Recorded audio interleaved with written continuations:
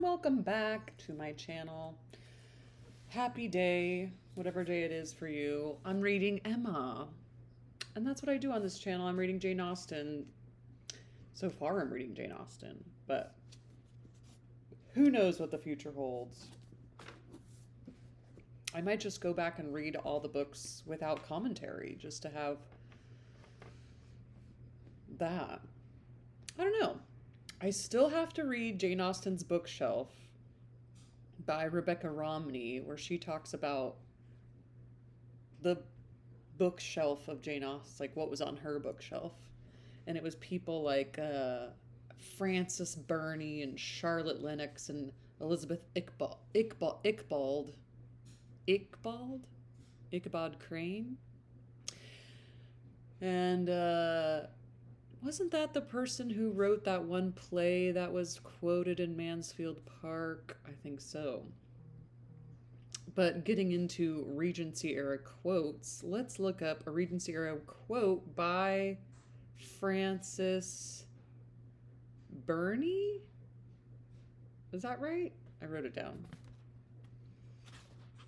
Yep, that's right. Quotes by Frances Burney. Classic Goodreads. Generosity without delicacy, like wit without judgment, generally gives as much pain as pleasure.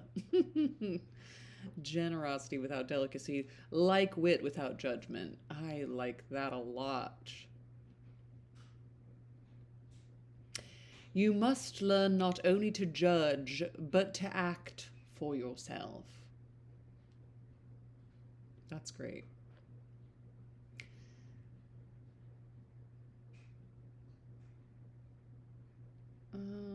Oh, big long quote. Wow.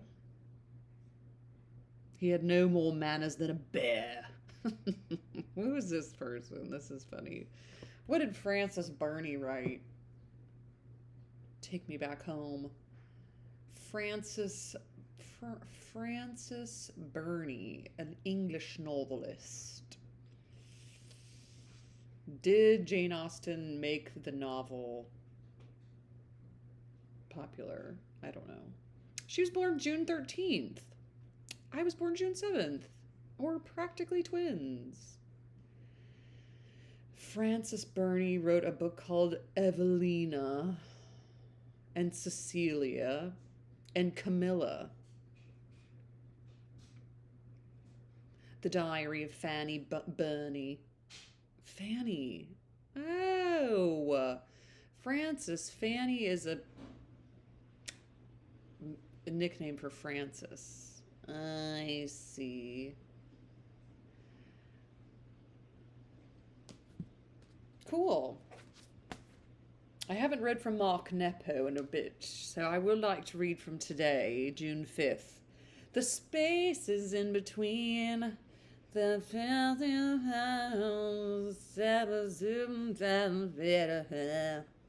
spaces in between, which I can't even see that or think about it without thinking about the Dave Matthews song. I am a Dave Matthews fan, and I'm not ashamed of it. And why not?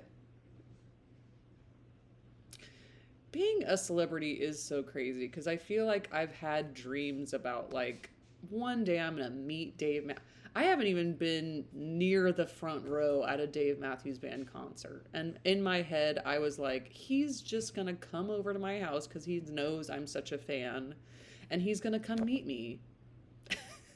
Like when you're a little child or a teenager, even, you're like, that will definitely happen in my life. And I haven't even gotten like near the front row because tickets are so expensive. The space is in between. Here's a quote by a person named. It's gonna sound really crazy when I say this name out loud, but this person's name is Sengchan. It's SENG-TS''AN, and I don't know how to pronounce it. There's no need to seek the truth. Just put a stop to your opinion. I think I've looked him up and he also has another quote that's like, you're doing it all wrong if you have any perceptions of anything. It's a quote day. We're going to look up this guy too. He Seng Khan. Oh. Renowned master taught that true freedom is being without anxiety about imperfection. Oh, that's cool. Do I have anxiety about perfection? I mean, I don't think I do. The great way is not difficult for those who are unattached to preferences. When love and hate are both absent, everything becomes clear and undisguised. I feel like these things are just said like, just don't have any preferences. Like, okay. Okay. Mark Nepo. Just as light. me. Just as life is made up of day and night, and song is made up of music and silence, friendships, because they are of this world, are also made up of times of being in touch and spaces in between. Being human, we sometimes fill these spaces with worry, or we imagine the silence is some form of punishment, or we internalize the time we are not in touch with a loved one as some unexpressed change of heart. Our minds work very hard to make something out of nothing. We can perceive silence as rejection in an instant and then build a cold castle on that tiny imagined brick. The only release from the tensions we weave around nothing is to remain a creature of heart. By giving voice to the river of feelings as they flow through and through, we can stay clear and open. I'm clear and open. In daily terms, we call this checking in with each other. Though most of us reduce this to a grocery list. How are you today? Do you need any milk, eggs, juice, toilet paper? Though we can help each other survive with such outer kindness, we help each other thrive when the checking in with each other comes from a list of inner kindness. How are you today? Do you need any affirmation? Clarity? Support? Do you need any understanding?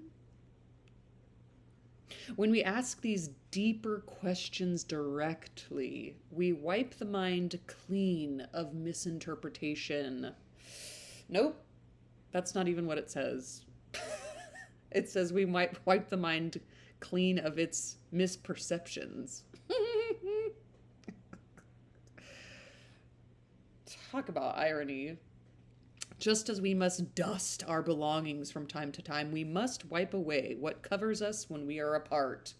Meditate on what these statements mean to you and then speak them to a loved one. I appreciate you and your heart. I want the channel of heart to be wide open between us. I make a promise to you that if misunderstandings or conflicts should grow between us, I will share them with you directly and not let them build or grow in a hidden way. That's very cool and is very important. I would count the same promise from you as a blessing. Mark Nepo, that is so valuable to speak out loud to a friend of just like, I want the channel of heart to be open between us. And if you have a conflict, I want you to tell me, and I don't want you to be sitting over there brewing and making up all this stuff about me that you think that I'm thinking or assuming. That's great. Reading Emma by Jane Austen. And shout out to, I just want to make sure that I'm going to say this name right because it's so wild to not meet a person, but this person's name is Andrea Miller. And I'm sorry if it's Andrea Miller. Andrea or Andrea Miller. 3578. That'd be crazy if that's in people's names in the future. Andrea Miller, number 3578. Thank you so much for your interaction and commentary and, frankly, knowledge about these books. I'm so impressed, and keep it coming. I love not like social media interaction, but like genuine human interaction that feels genuine to me. So thank you. She also recommends P.D. James as a great writer, mainly known as a mystery novelist. She wrote a good murder mystery, Death Comes to Pemberley, as a sort of sequel to Pride and Prejudice. Lydia and Wickham show up at Pemberley and somebody gets murdered. Good times for Austen and mystery fans. One of her main mystery series is currently on TV, so I'm going to have to check that out. And she also wrote The Children of Men, which is such a good movie, but it's also a book which I did not know. So I have about 3 different books so far today to add on my reading list. And we're going to get started on this chapter 17 of Emma. So far, very fun. And the carriage scene with this proposal was very fun. And she has yet to tell Harriet about how Mr. Elton did propose to her because it's been snowing. So things have just been ruminating. The space is in between. Space is in between. Chapter 17 of Emma. Mr. and Mrs. John Knightley were not detained long at Hartfield. The weather soon improved enough for those to move who must move. And Mr. Woodhouse, having, as usual, tried to persuade his daughter to stay behind with all her children, was obliged to see the whole party set off, and returned his lamentations over the destiny of poor Isabella, which poor Isabella, passing her life with those she doted on, full of their merits, blind to their faults, and always innocently busy, might have been a model of right feminine happiness. Passing her life with those she doted on, full of their merits, blind to their faults, and always innocently busy. That's a model of right feminine happiness. Which is the opposite of Emma. Oh my god. Oh my god. I'm getting it.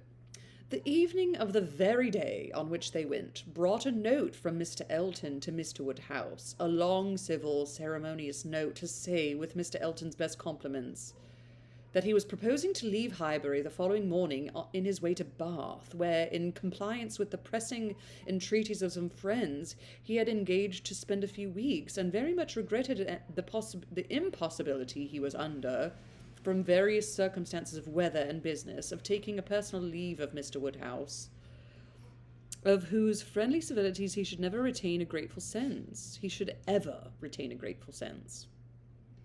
And had Mr. Woodhouse any commands, should be happy to attend them. Huh. I was not expecting that to be the contents of the letter.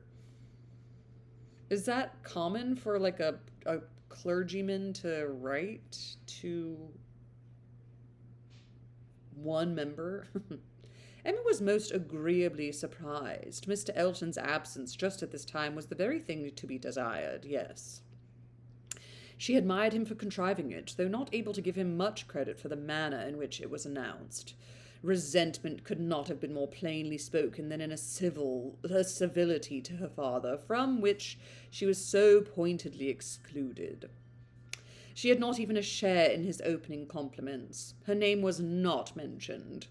And there was so striking a change in all this, and such an ill-judged solemnity of leave-taking in his grateful acknowledgments, as she thought at first could not escape her father's suspicion. Well, it did, however. Right.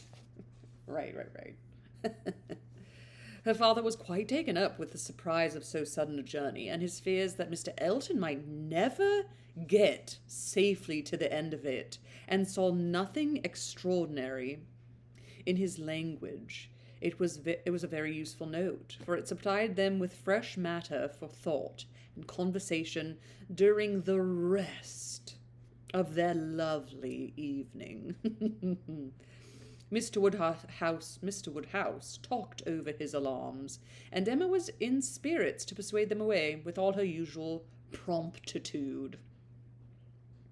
I loved in the beginning of the Emma with the newest one with Anya Taylor-Joy and Bill Nye, and Mr. Elton said innocence, and Bill Nye was like, innocence, innocence. He's so funny to me. She now resolved to keep Harriet no longer in the dark. Oh, this conversation's gonna be so... She had reason to believe her nearly recovered from a cold, and it was desirable that she should have as much time as possible for getting the better of her other complaint before the gentleman's return.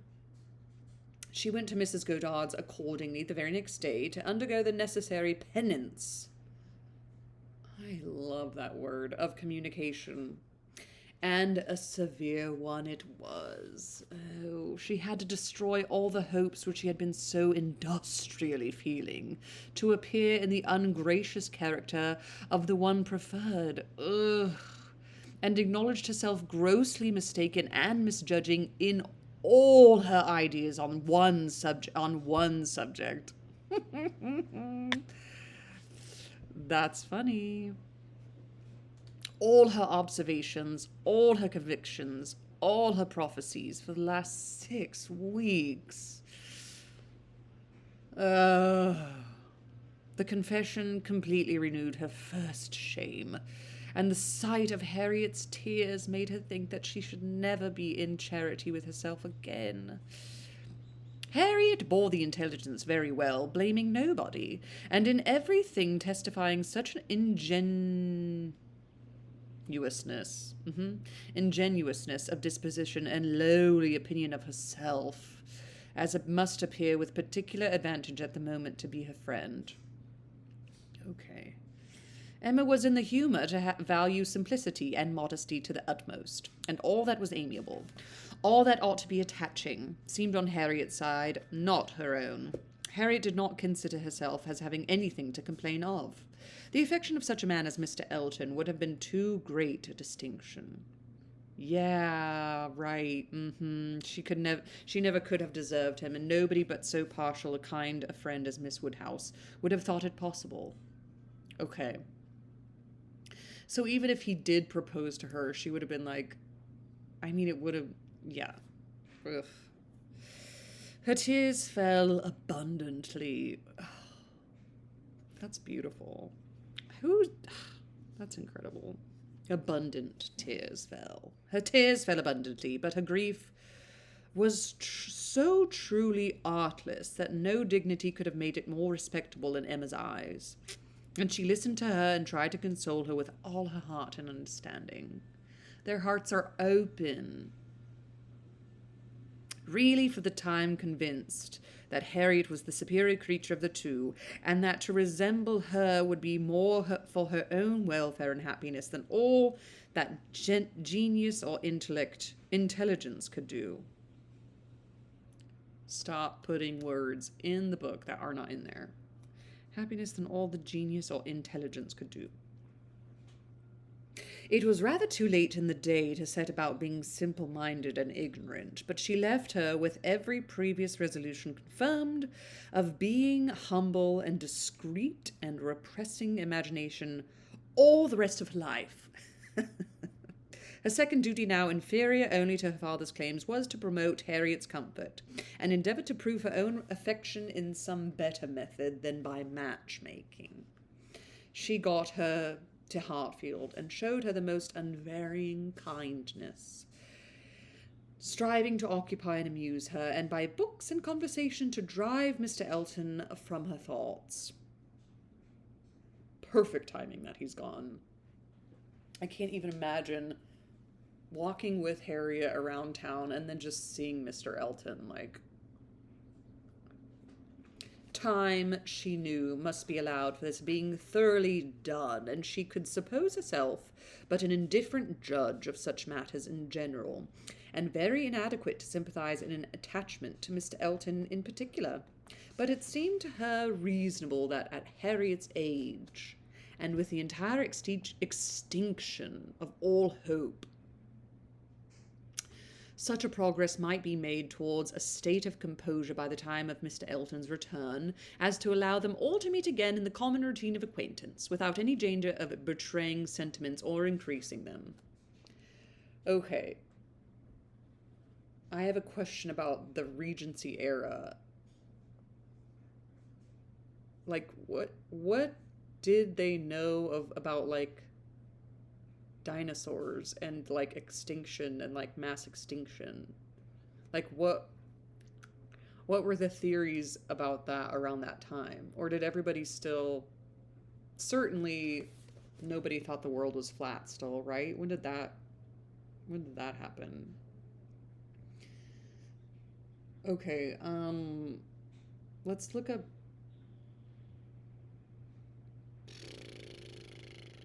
Galileo was 1564 to 1642. Okay. So that was like 100 years before this.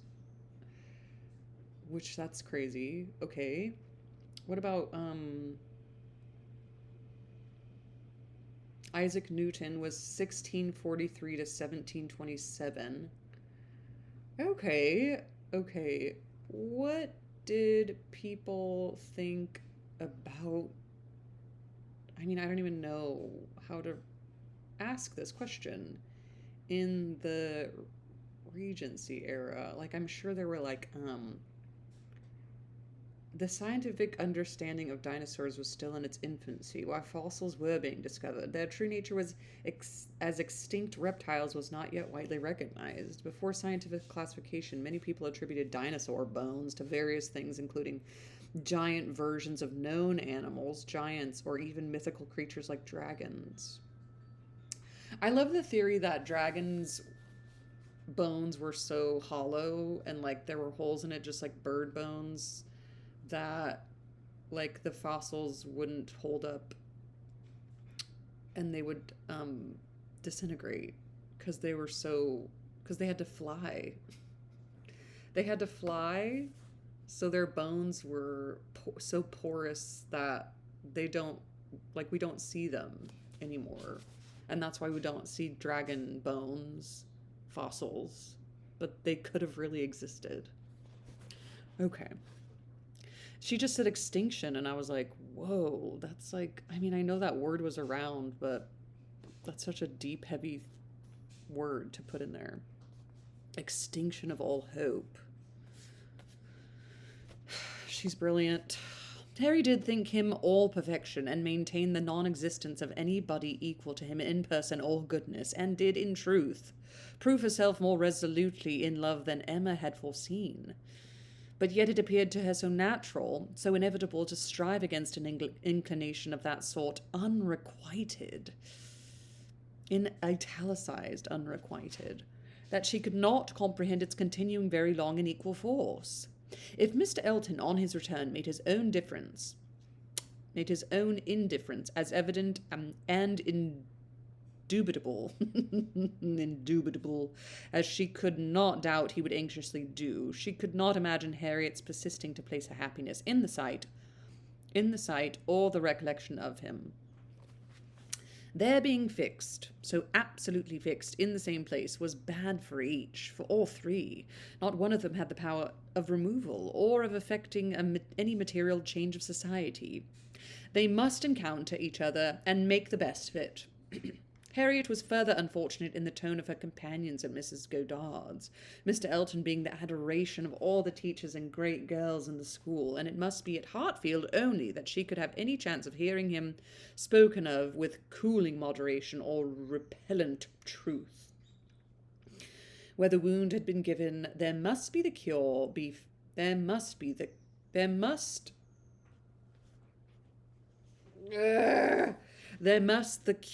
found, if anywhere.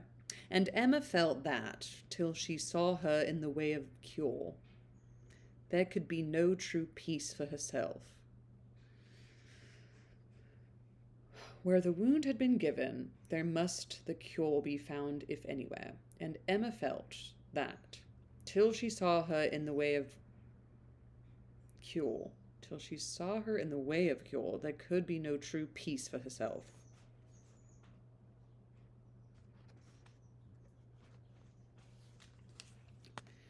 The words sometimes get all jumbled up in my mind, and it's really, really difficult sometimes to get it out. Happy reading, everybody. Enjoy whatever it is you're reading. I've got books. Andrea Miller, thank you so much. I appreciate you. Happy reading, everybody, and ta-ta. See you next time for chapter 18. Ta-ta.